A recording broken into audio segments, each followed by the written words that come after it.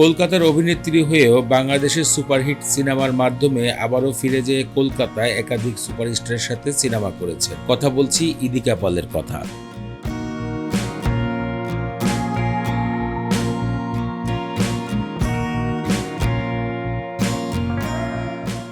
2023 সালে প্রিয়তমা সিনেমায় জুটি বেঁধে বাংলাদেশের মানুষকে এক সুন্দর সিনেমা উপহার দেন শাকিব খান এবং ইদিকা পাল। এরপরে তাদের জুটিকে দর্শকরা মনে প্রাণে ভালোবাসেন।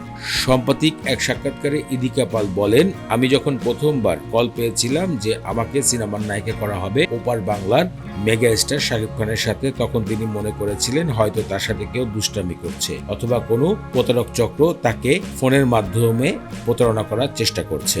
কিন্তু তিনি যাচাই বাছাই করে বুঝতে পারেন নতুন মুখের সন্ধানে বাংলাদেশ থেকে তাকে ফোন দেওয়া হয়েছে। শাকিব খানের সিনেমা প্রিয়তমায় যোগ দিবেন তিনি।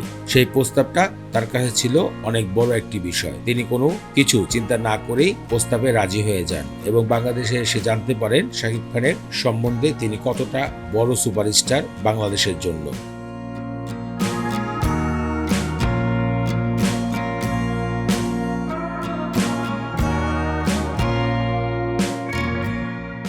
ওপার বাংলার নায়িকা হয়েও তিনি সে সময় শুধুমাত্র টিভিতেই অভিনয় করেছেন, কিন্তু সরাসরি বড় পর্দায় অভিনয় করেনি। ইদিকা পালের বড় পর্দার আবির্ভাব হয় বাংলাদেশের মাটিতে।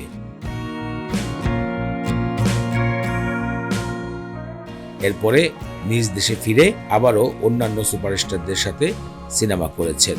সাম্প্রতিক একটি সাক্ষাৎকারে ইদিকা পাল এই বিষয়টি গণমাধ্যমকে জানিয়েছেন।